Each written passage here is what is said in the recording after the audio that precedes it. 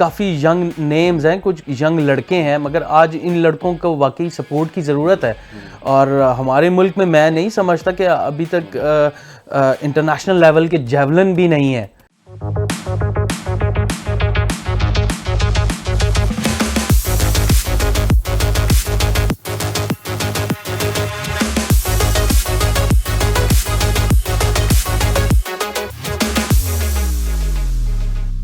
मैं हूं Amjad Sandhu, FP92 Paris France से। अपने प्रोग्राम आई एम प्लेयर में आपको खुशामदीद कहता हूं।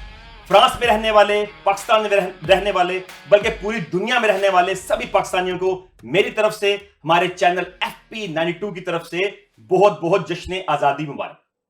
दोस्तों, इस जश्न आजादी पर अगर अरशद नदीम की बात ना की जाए तो मजा नहीं रहेगा। तो जनाब, उसकी बात को बढ़ाते हुए, अपने स्टार, अपने लेजेंड की बात को करते हुए, आज मैं आपको ऐसे शख्स से मिलवाने जा रहा हूं जो कि अगर मैं कहूं कि अरशद नदीम के राइट हैंड हैं तो गलत नहीं होगा, क्योंकि पेरिस ओलंपिक के दौरान ये जो उनकी जर्नी रही 15-20 दिन की, बिल्कुल राइट हैंड की तरह उनके साथ रहे, उनके हर वक्त उनके करीब रहे, उनसे बातें करते रहे, उनके बारे में बहुत बहुत हद तक, मैं अगर कहूं कि 80% तक जानने वाले जो शख्स हैं, मेरे दोस्त, मेरे भाई, वो भी हमारे लेजेंड हैं, फ्रांस में रहते हैं, जनाब वसीम भट्टी साहब। भट्टी साहब, मैं आपको वेलकम करता हूं अपने शो FP92 पेरिस फ्रांस में। अस्सलाम वालेकुम संधू साहब, और इय्याका नअबुदु व इय्याका नस्तईन व तुइज़्ज़ु मन तशा व तुज़िल्लु मन तशा। मेरे लिए बहुत ऑनर्ड है कि आज मैं FP92 के स्टूडियो में बैठा हूं, और I am very thankful to you. Thank you. But साहब, आपको जश्न आज़ादी मुबारक। खैर मुबारक आपको और पूरे हमारे मुल्क को, और जहाँ जहाँ जिस कोने में पाकिस्तानी बसता है उन सबको हमारी तरफ से आज जश्न आज़ादी मुबारक।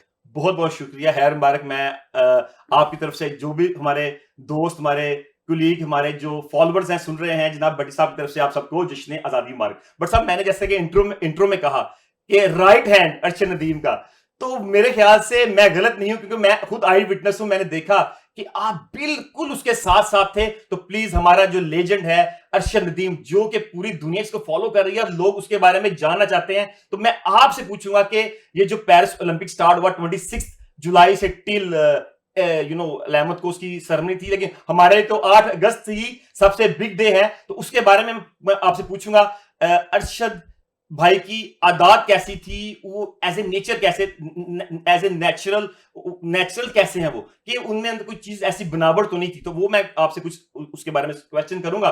तो बट साहब, सबसे पहले मुझे ये बताएं, डायरेक्टली आते हैं उस दिन पे 8 अगस्त, वो जो जेवलिन का एक पीरियड चल रहा था, वो जो लास्ट मोमेंट्स थे, फ्यू मिनट्स कर लीजिए, आवर्स कर लीजिए, तो उसमें आपको अरशद नदीम की कैसी फीलिंग रही? वो कॉन्फिडेंट थे कि वो 90 प्लस करेंगे?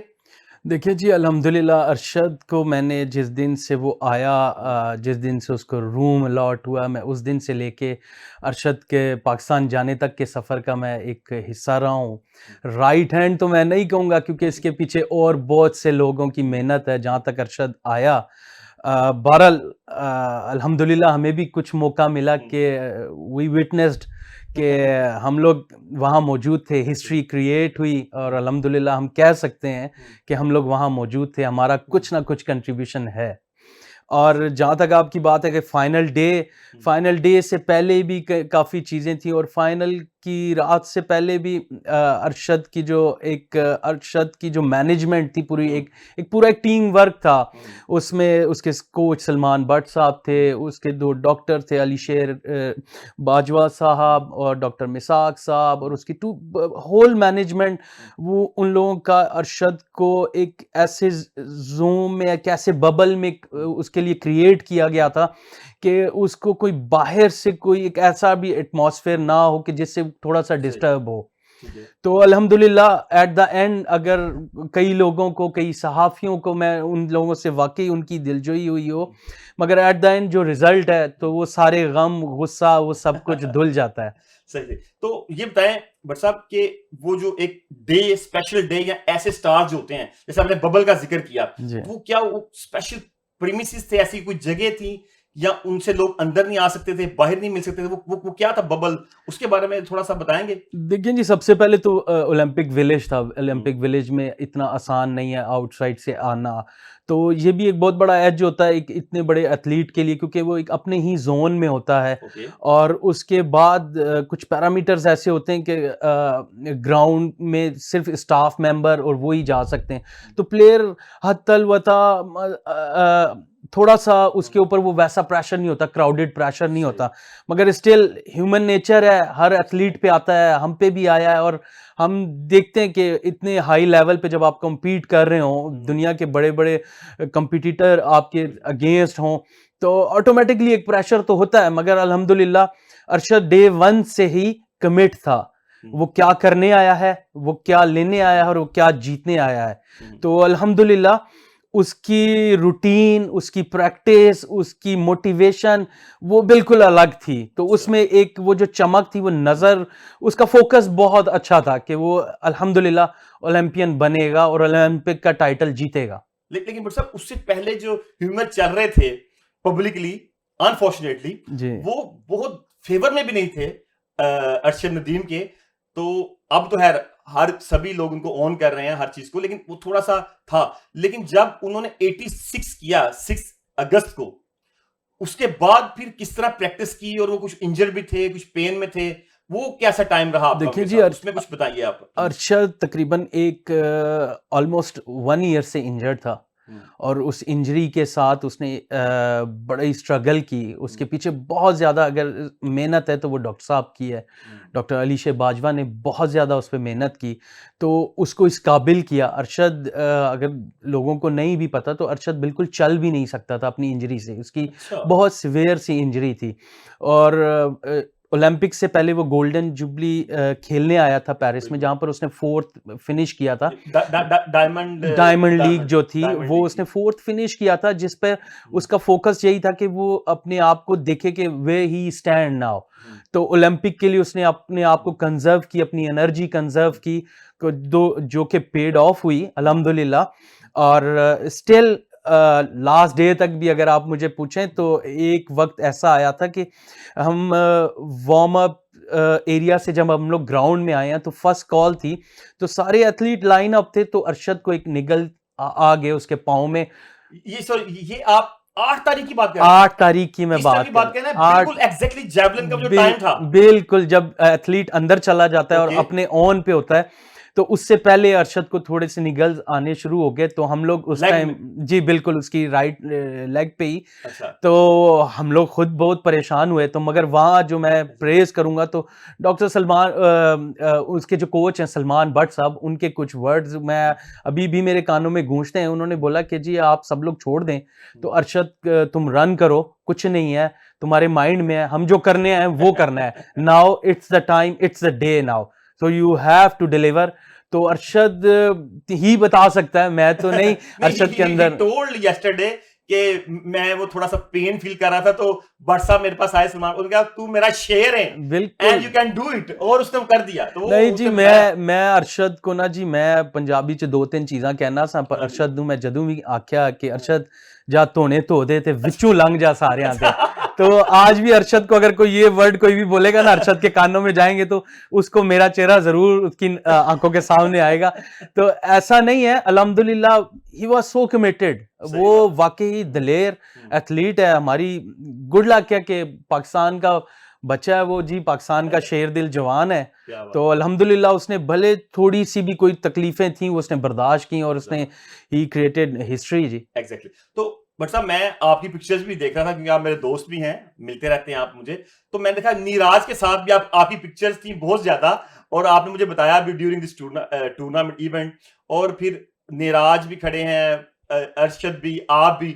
वो जो ड्यूरिंग प्रैक्टिस टाइम था, नीराज के साथ आपकी कुछ बातें हुई? ज़रा प्लीज़ उसके बारे में बताइए, हम देखिए जानना जी, चाहते हैं। निराज एक बहुत अच्छा और बहुत हम्बल स्पोर्ट्समैन है, हुँ, ठीक है? बहुत अच्छा एथलीट है। हुँ, इवन मैंने जितनी दफ़ा भी मिला उससे, मेरे को एक दफ़ा नहीं मिला, मैं अच्छा, बीसियों बार उससे मिला, मेरी डिस्कशन भी हुई, तो ऑलवेज ही वाज सेम। बिल्कुल अच्छे तरीके से उसको पता था मैं इवन अरशद के साथ हूँ। मैं सम टाइम उसकी वीडियोज़ भी बनाता था तो ही डज़न्ट बॉदर कि उसको उसको पता था। और अरशद और निराज की म्यूचुअल रिस्पेक्ट भी बहुत अच्छी है। ऐसे ही है जैसे एक कॉम्पिटिटर की होनी भी चाहिए, पाकिस्तान इंडिया का कोई ऐसा नहीं at last day Pakistan India नहीं होता जी, एक वो एथलीट का अपना होता है। बिल्कुल लाज़मी सी बात है, आप ऑन करते हो, आप पे प्रेशर होता है, इंडिया का अलग प्रेशर, पाकिस्तान का अलग प्रेशर, तो ये एक एक्स्ट्रा प्रेशर भी होता है एथलीट पर। तो निराज से काफ़ी बातें हुई, वो भी हमारे लिए नेक ख्वाहिशात का ही ख़्वाह था, जिस तरह अरशद हमेशा से रहा है, उसका स्टाफ हमेशा से रहा है, निराज का स्टाफ हमेशा से रहा है, तो उन लोगों से बहुत अच्छे ताल्लुकात थे। गुड। तो निराज से आपने कोई बात की कि वो पाकिस्तान विजिट करना चाहते हैं, कहीं पाकिस्तान आए, क्योंकि पाकिस्तान में भी उनके काफी फैंस हैं, क्योंकि जिस तरह वो आपने बोला बहुत हम्बल है निराज, और किसी एक टूर्नामेंट में उन्होंने अपनी जेवलिन भी दी उसको अरशद नदीम को अरशद थ्रो के लिए, तो वो एक कह लेना कि पॉजिटिव वाइब्स आती हैं ना आपकी तरफ, तो वो एक कुछ था, तो कभी उन्होंने कुछ ऐसा कहा कि मैं मेरे फैंस हैं या पाकिस्तान के बारे में कुछ अच्छी बात कही उन्होंने? देखिए जी, पाकिस्तान से मैं तो समझता हूँ पर्सनली भी और हमेशा हम लोगों ने प्रेज़ किया है उसको भी, और जितनी उसको इज़्ज़त पाकिस्तान में भी मिलती है, इंडिया में लाज़मी सी बात है डेफ़िनेटली, मगर पाकिस्तान में भी उसके बहुत से खैर-ख़्वाह हैं। हम लोग इवन हमें जब हम कॉम्पिटिटर की लिस्ट देख रहे थे तो निराज और पीटर ग्रेनाडा का और वेबर जर्मनी, तो ये 2-3 लड़के ऐसे ही हैं इस सर्किट में और इस गेम में कि ये 3-4 एथलीट ही ऑलमोस्ट कम्पीट करते हैं एक-दूसरे को। तो इन तीनों चारों का ही एक अलग ही बाउंडिंग। बिल्कुल एग्ज़ैक्टली, और इन तीनों चारों को ही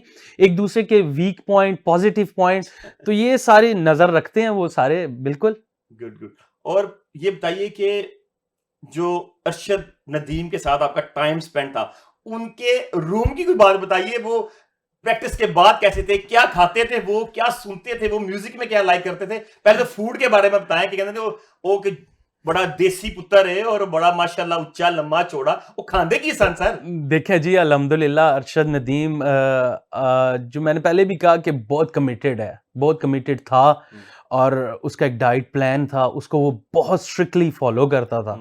मगर कभी-कभार कुछ बैरियर्स वो क्रॉस करता था, उसको देसी खाना चाहिए होता तो था। क्या आपने कोई सीरी पाए, कोई रेंज की है, कोई नहीं मटन जी, कढ़ाई वगैरह ये वो? दाल-रोटी वाला आदमी है वो। अच्छा। जी, ठीक है, उसको दाल-रोटी भी बहुत शौक से खाता है अच्छा, वो। तो खिलाई और आपने उनको? अच्छा। लाज़मी खिलाई, और ये मैं आज आपके सामने डिस्क्लोज़ कर रहा हूँ, तो मतलब ऐसा चलिए नहीं बता है। दें, है अब तो कौन जाने के लाइटर मूड में है, नहीं, ये नहीं तो जी, नॉर्मल है। तो बिल्कुल कहाँ से आई दाल रोटी ये बता दें? ब घर से बना के लाए थे? ऐसे ही है, मतलब साफ-सुथरा खाना, क्योंकि आपको हाइजीन हाजन का भाई। बहुत ख़्याल रखना पड़ता है, तो अरशद नदीम ने 1-2 दफ़ा रोटी खाई है बिल्कुल, और वो that was the big moment for him. अच्छा। वो बड़ा मतलब शेर बिल्कुल दिल। जवान। हाँ जी, एग्ज़ैक्टली, अब वो तो देसी घी नहीं मांगा कि भट्ट साहब मैनू देसी घी लिया दे करो प्लीज, नहीं, नहीं पराठे कुछ लिया दो? इस टाइम ते नहीं, हुण ते बिल्कुल, हुण ते ओही गल है ना, हुण ते सिर भी कढ़ाई च ते सारा कुछ, इस टाइम ते ना पूछो। तो जैसे शौकीन है, शौकीन देसी देखिए खाने कि के। हमने भट्ट से पूछा कि क्या वो चूंकि वो देसी माशाल्लाह नौजवान शेर नौजवान है, तो उन्हें कोई देसी घी नहीं मांगा, तो भट्टी साहब कह रहे हैं अब तुमका सारे भी घी में ऐसे घी ही में है। चलें, ये अच्छा लाइटर मूड में। भट्ट साहब जैसा कि आपने बड़ी बातें हमें बताई, तो ये बताएं कि वो स्पेशली आपसे क्या डिमांड करते थे? कोई देसी खाने की, कोई देसी घी की, कोई पराठे शराठे सीरी पाए, क्योंकि वो शेर जवान देसी पुत्र, तो क्या खाना पसंद करते थे वो स्पेशली? देखिए जी, आपने जिस तरह कह दिया देसी, देसी, देसी, तो देसी मीन्स कि जी एक पंजाब दा पुत्तर सी ਉਹ, हाँ। ठीक है, ਉਹਨੂੰ ਵਾਕਈ ਰੋਟੀ ਵੀ ਚਾਹੀਦੀ ਸੀ, ਦੇਸੀ ਰੋਟੀ तो फिर ਚਾਹੀਦੀ तुम ਸੀ। दिल्ली आके रोटी की नहीं जल्दी से, ਬਿਲकुल ਦਿੱਤੀ और ਰੋਟੀ। चोरी चोरी? चोरी-चोरी लियानी पैंदी सी देखो, मगर क्योंकि क्योंकि मना था, वो मना था वैसे, बिल्कुल मना है, कुछ रूल्स रेगुलेशन है, मगर वो ऐसा नहीं कि डाइट हमने प्लान। को, हाँ जी, बिल्कुल हमने को वायलेशन नहीं की, उसमें डॉक्टर साहब का भी कंसर्न बीच में लिया जाता ठीक है, था। सही। ऐसा नहीं है कि बिल्कुल आप एथलीट की उस पे जाना है, तो अच्छा। अल्हम्दुलिल्लाह हमें ग्रीन सिग्नल होता था, तो सही, वो करते अवेलेबल थे। तो करना पड़ा क्या चीज़ था। पसंद करते थे खाने में? उनका फेवरेट क्या था इस दौरान, जो उन्होंने कहा कि जी भट्ट साहब ताड़ी मेहरबानी, मैनू कोई बिरयानी खवा दियो, कि मैनू कोई है कोई मैनू नहीं, कोई कढ़ाई गोश्त खवा दियो? अरशद वाक़ई देखिए गोश्त का भी शौकीन है, और जो ਲਿਟਰਲੀ ਜੋ ਉਹ ਕਹਿੰਦਾ ਸੀ ਜੀ ਮੈਨੂੰ ਦਾਲ ਤੇ ਰੋਟੀ ਚਾਹੀਦੀ ਹੈ। दाल रोटी ਦਾਲ ਤੇ ना ਰੋਟੀ यार ਚਾਹੀਦੀ ਜੀ यानी ਬਿल्कुल। कि वो जिस तरह लगता है कि ही इज वेरी सिंपल जी, जी। वेरी हम्बल, क्योंकि मैंने भी एक इंटरव्यू किया उनके साथ, सिंपल हम्बल गाय, तो इसका मतलब वाकई वो ही इज वेरी ਨਾ सिंपल ਨਾ ਹੀ कि इज दाल ही रोटी उन्होंने मांगी आपसे। ਜੀ ਜੀ ਬਿल्कुल ਬਿल्कुल ਤੇ जबरदस्त, ਬਾਕੀ ਜੋ ਕੁਝ ਆ ਜਾਂਦਾ ਸੀ ਅਲਹਮਦੁਲਿਲਾ ਉਹ ਖਾਂਦਾ ਸੀ क्या बात है। तो ये ਤੇ देखिए जी, ये इस तरह रंग लगते हैं, ये वो कामयाबियां, ये वो सक्सेस है लाइफ की, कि कितना हम्बल इंसान है कि वो कह सकते थे जी अपनी विशेष बता सकते थे, मुझे कोई कढ़ाई गोश्त ला दें, बिरयानी ला दें, कोई देसी, लेकिन जिस तरह बताया भट्ट साहब ने कि उनके जो डॉक्टर थे साथ बाजा साहब, उनकी जो डाइट प्लान है, जो भी ऑब्वियसली उनका वो फॉलो ही लोग करते थे उनके प्रोटोकॉल्स, लेकिन कभी कभी चलता भी था देसी खाना। चलिए थैंक यू वेरी मच। और एक और बात बताएं भट्ट साहब, जो कि मैं भी जानना चाहता हूं, और ये सारी जो फैन फॉलोइंग है इंडिया पाकिस्तान में भी, वो भी जानना चाहती है पूरी दुनिया में, कि वो म्यूजिक कौन सा सुनते थे, क्योंकि स्पोर्ट्स में हमने देखा अक्सर अपने को लाइट फील करने के लिए हर स्पोर्ट्समैन म्यूजिक सुनता है, तो किसको सुनते थे और कौन सा गाना सुनते थे? जी मेरे साथ जितनी भी जर्नी रही है तो मेरा भी फेवरेट है और अरशद की भी लाइकिंग में पहले भी था और बिल्कुल जब हमारी एक म्यूचुअल आप कहते हैं कि फेवरिज्म हो जाए तो एक सतिंदर सरताज को हम लोग काफ़ी सुनते थे। सतिंदर सरताज को सुनते हैं, सतिंदर अरशद नदीम जी जो हमारे तो हीरो हैं, अरे क्या बात है। तो उनका वो सतिंदर सरताज साहब का कौन सा गाना वो सुनते थे? मैं तो जी मैं भी शौकीन हूँ तो उसके टप्पे सुनते थे हम। टप्पे सुनते थे? ठीक है तो तो उसका मतलब एक जल्दी बड़ा जल्दी आप थोड़ा सा टप्पे और शेर सुनाएं थोड़ा जल्दी से। थोड़ा सा एक था कि जी ओ कड़ा खूते छोराइया अज दिल खफा खफा माये नू तोराइया तो और बाकी कड़ा कड़ा टप खूह ते छोड़ आइयां, अज दिल हफा हफा माही नू ये तोड़ आइयां। तोराइया क्या बात है। और इसके अलावा आप बता रहे उड़ारियां सानू इश्क दिन लगियां, पता नहीं की खुमारियां, काफी तो बस उड़ारियां सतिंदर का वो, अच्छा बड़ी बात है जी। देखिए ये वो प्यार है इंडिया पाकिस्तान स्पोर्ट्स। देखिए स्पोर्ट्स है या म्यूजिक है, इसकी कोई बाउंड्री नहीं है। मैं फिर रिक्वेस्ट करता हूं, जितने भी क्रिकेट के फेलोज हैं, जेवलिन थ्रो के अभी भी एथलीट के फेलो हैं, देखिए हम प्यार करते हैं, दोनों कौमें, दोनों दोनों कंट्रीज की पब्लिक प्यार करती है। देखिए जिस तरह हमारे स्टार अरशद नदीम जो है वो सतिंदर सरताज के टप्पे सुनते हैं, जिस तरह के बड्डी साहब ने सुनाया भी। थैंक यू वेरी मच बड्डी साहब, ये तो बड़ी मजे की बात आपने बताई। तो क्या बार बार कहा करते सुनने के लिए, कि मतलब अक्सर वो सुनते थे कि स्ट्रेस वाले मूड में सुनते थे? नहीं, बिल्कुल लाइटर मोड में भी और इवन बस में भी जब हम ट्रैवल करते थे और हम जब ट्रेनिंग पे भी जाते थे, जब हमारे पास टाइम होता था तो भट्ट साहब म्यूजिक लाओ बस, बड्डी साहब म्यूजिक लाओ, म्यूजिक लाओ टप्पे बस, ला दो। टप्पे ला दो बस, टप्पे सुनाओ बस। क्या बात है, जबरदस्त। तो बट साहब ये बताएं कि जो अरशद नदीम साहब ने जब मेडल जीत लिया, विन कर लिया, तो हमने देखा, मैंने टीवी पे देखा कि वो फ्लैग पकड़ के आपके गले, सबसे पहले वो आपके गले मिले।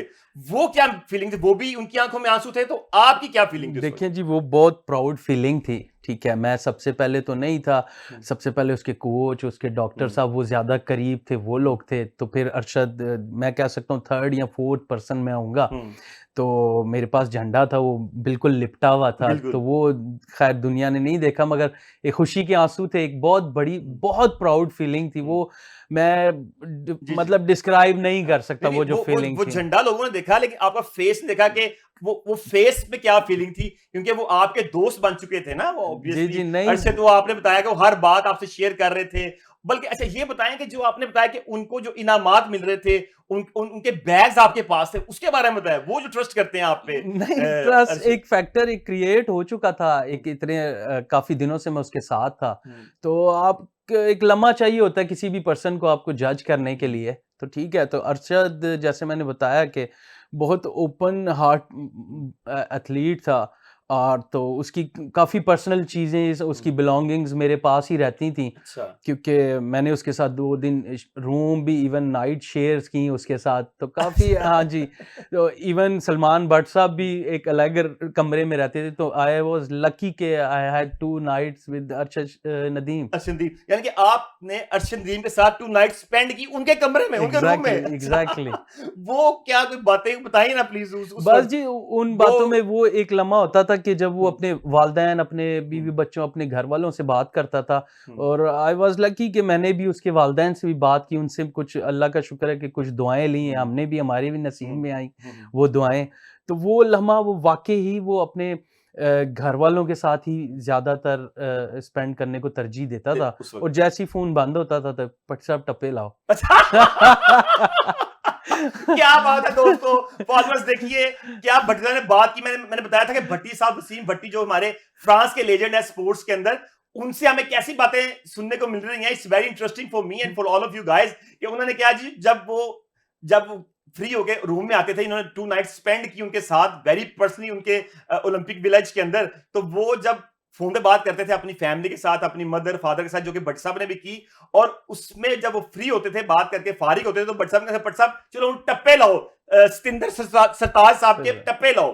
तो क्या बात है भट्ट साहब, तो वो फिर आप टप्पे लगा के सुनते रहते थे? बिल्कुल, फिर हमें कुछ नहीं पता लगता था, फिर हम फजर के टाइम उठते थे, हम्म, एक पूरा एक शेड्यूल था, हम दोनों नमाज़ पढ़ते थे, हम्म, ठीक है? और फजर की नमाज़ पढ़ने के बाद थोड़ा-सा फिर नाश्ते का टाइम होता था, तो हम्म, इसकी एक रूटीन थी, वो बहुत उस रूटीन पे बहुत एंगेज था और बहुत फॉलो करता था। हम्म, और ये ही उसकी कमिटमेंट का ही फल, उसकी मेहनत का फल है। हम्म, आज अरशद नदीम जो भी है, बहुत उसकी सुपर। क्या माशाल्लाह बात। उसकी बहुत ज़्यादा एफर्ट और बहुत हम्म, ज़्यादा स्ट्रगल है, हम्म, जो कि आज अब मैं समझता हूँ कि इस मुल्क में एक अरशद नदीम नहीं तैयार हो सकता। हम्म, अल्हम्दुलिल्लाह अगर हम लोग चाहें तो काफ़ी अरशद नदीम खड़े हो सकते हैं। गुड। तो उसी में ये बताइए कि अरशद ने आपसे कोई ऐसी बात भी की कि जीतने से पहले, ऐसी बात कुछ की जीतने से पहले कि बट साहब मैं चाहता हूं कि अगर मैं जीत जाऊं या मैं वापस जाके ना भी जीतूं, मैं अपने जो यंगस्टर्स हैं, न्यू जनरेशन है, उनके लिए मैं कुछ करना चाहता हूं, एकेडमी बनाना चाहता हूं।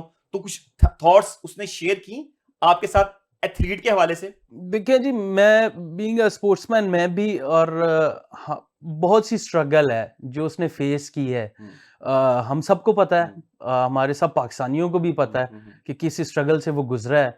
और ऐसा नहीं है कि हमारे पास कुछ ज़राए की कमी है। हम्म, और ये आज हम लोगों को चाहिए एट लास्ट, फिर भी वो यही मुझे आज भी याद है, एक प्रेस कॉन्फ्रेंस में उसने जीतने के बाद भी कहा कि आज भी अगर मुझे रिक्वेस्ट करनी पड़ेगी हम्म, तो फिर पता नहीं मुझे क्या जीतना पड़ेगा। हम्म, ठीक है, तो ये कुछ चीज़ें हैं कि जिस पे हमें हम्म, थोड़ा-सा हाइलाइट करना चाहिए कि हम्म, ये छोटे-छोटे से इश्यूज़ हैं, मगर हमारी यंगस्टर जो हैं, उनको हमें ग्राउंड्स की तरफ लाना पड़ेगा। और नो डाउट कि पाकिस्तान में रॉ टैलेंट है, हम्म, अल्हम्दुलिल्लाह टैलेंट की हर शोबे में कमी नहीं है इस मुल्क हम्म, में। तो अल्लाह ताला ने एक डोर ओपन किया है, तो इसको हमें कैश करवाना चाहिए। करवाना चाहिए। क्योंकि अरशद चाहते हैं और चाहते थे कि वो जब वापस जाएं पाकिस्तान, तो न्यू जनरेशन के कुछ करें, वो खुद से करें। बिल्कुल, अरशद का भाई भी जेवलिन थ्रोअर है। हम्म, अरशद का भाई भी सलमान भट्ट साहब की ही अंडर ट्रेनिंग है। अच्छा अच्छा अच्छा। और कुछ काफ़ी यंग नेम्स हैं, कुछ यंग लड़के हैं, मगर आज इन लड़कों को वाक़ई सपोर्ट की ज़रूरत है। हम्म, और हमारे मुल्क में मैं नहीं समझता कि अभी तक हम्म, इंटरनेशनल लेवल के जेवलिन भी नहीं है। हम्म, तो ये वो चीज़ें हैं कि जो बेसिक्स चीज़ें हैं, जिन पे हम लोगों को सोचना चाहिए, हम्म, हमारे जो अथॉरिटीज़ हैं, उनको सोचना चाहिए और इस पे हम्म, वर्कआउट करना चाहिए। excellent। तो बट साहब अब आप पे पर्सनली आप पे आते हैं, आपसे बात करते हैं। आज बड़ी प्राउड मोमेंट है। ऑब्वियसली मैं पाकिस्तानी हूँ, आप पाकिस्तानी हैं। हमारे जो पाकिस्तान में, फ्रांस में, पूरी दुनिया में इस शो को देख भी रहे होंगे। आज जश्न आज़ादी का जो एक जश्न है, वो मनाया जा रहा है पूरी दुनिया में। आप और मैं भी आज पाकिस्तान एम्बेसी फ्रांस, पेरिस में मौजूद थे। तो एक बहुत ही प्राउड मोमेंट, मुझे भी प्राउड फील हुआ जब आपको एम्बेसडर साहब ने ये सर्टिफिकेट पेश किया। मैं पब्लिक को दिखाना चाहता हूं। तो ये जी सर्टिफिकेट है, आप देख रहे हैं। ये एप्रिसिएशन सर्टिफिकेट है, एप्रिसिएशन का। तो हमारे दोस्त, हमारे भाई वसीम भट्टी साहब को गवर्नमेंट ऑफ पाकिस्तान की तरफ से ये मिला है।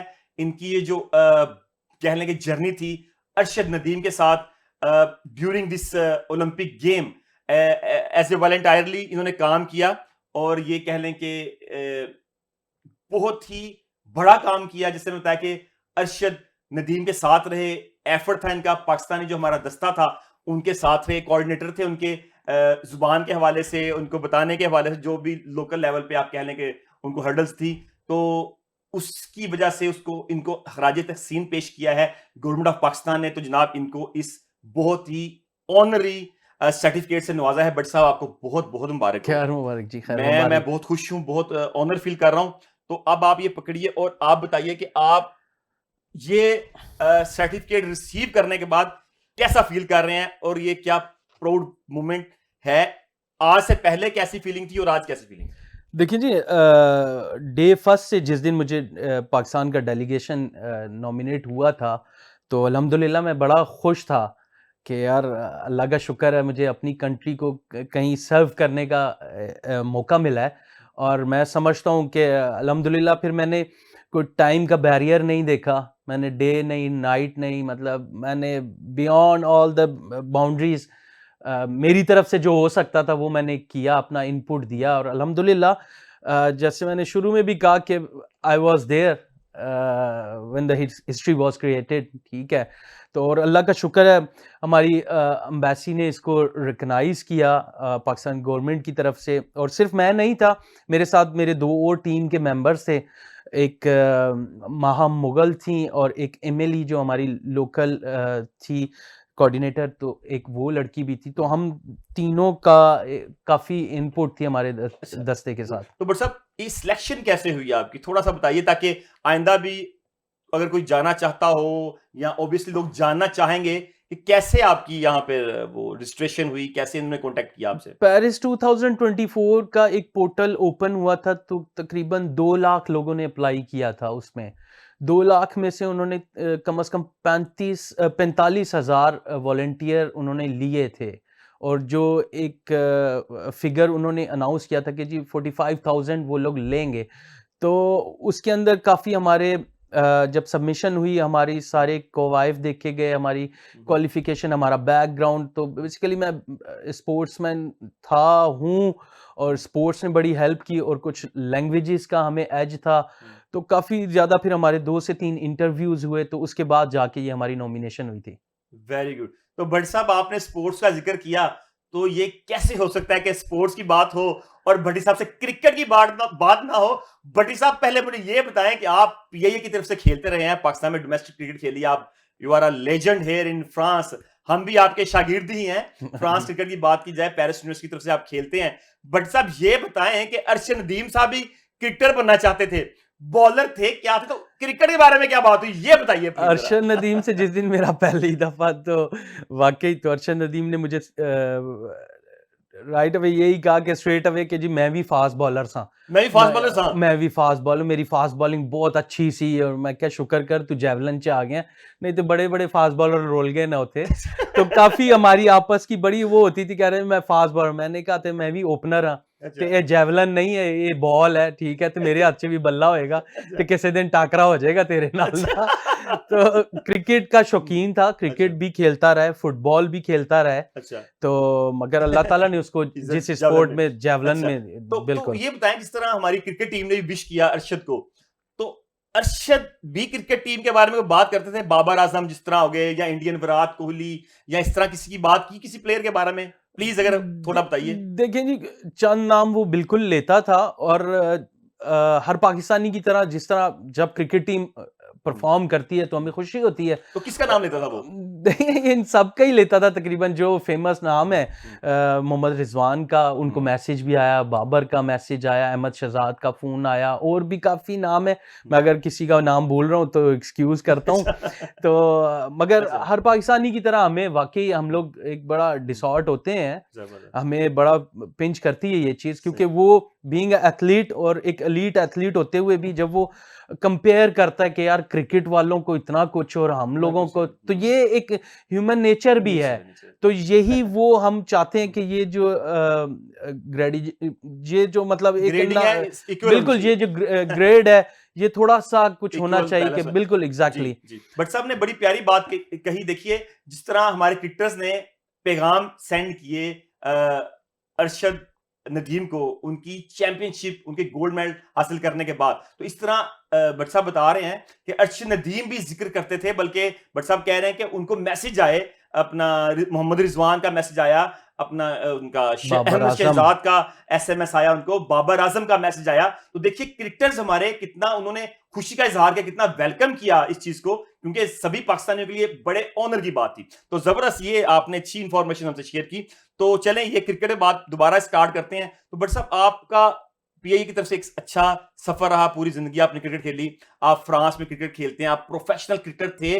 अभी भी मैं ये नहीं कहूंगा कि भट्ट साहब इस एज में भी खेल रहे हैं, लेकिन आप इस एज में भी माशाल्लाह स्टार हैं, ओपनिंग करते हैं, हमारे ग्राउंड में भी आप काफी मैचेस खेलते हैं।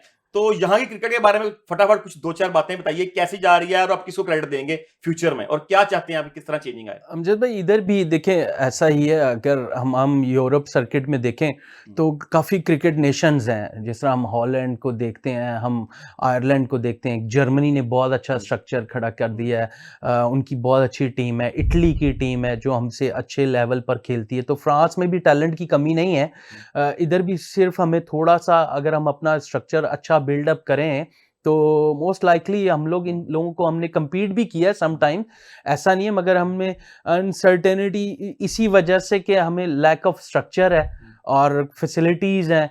तो ऑफ सीज़न जब हम सर्दियाँ काफ़ी पड़ती हैं तो सर्दियों में हमें वो पूरी टीम या कुछ प्लेयर्स ऐसे हैं कि जिनको बिल्कुल आपको उनकी लुक आफ्टर के लिए, उनको कीप एंड टच रखने के लिए कुछ ऐसे स्टेडियम या जिम्नाजियम या जिमनेज वगैरह ऐसे कुछ प्रोवाइड करने चाहिए जिस पे ऑफ सीज़न भी वो लोग प्रैक्टिस करते रहें। चला, थैंक यू वेरी मच, बहुत शुक्रिया वसीम भट्टी, जो हमारे दोस्त हैं, हमारे कलीग हैं, मैं इनका शुक्रगुजार हूं, उन्होंने कितनी प्यारी बातें हमसे शेयर की अरशद नदीम के बारे में, जश्न आज़ादी के इस दिन में, इस मौके पर यकीन करें दिल खुशी से दुबाला हो गया, क्योंकि अरशद नदीम के बारे में बहुत सी ऐसी बातें जो ऑफ द कैमरा भी भट्टी साहब ने मुझे बताई हैं, मैं शेयर नहीं कर सकते आपके साथ, यहाँ पर थोड़ी पर्सनल बातें थी अरशद नदीम के बारे में, लेकिन एक्सक्लूसिव बातें भी सुनने को मिली कि अरशद क्या म्यूजिक पसंद करते हैं, क्या खाना पसंद करते हैं, किसका फोन आया उनको इस टूर्नामेंट से पहले भी, टूर्नामेंट के बाद भी, वो किससे गाइडलाइन लेते थे, वो लास्ट लम्हे में जो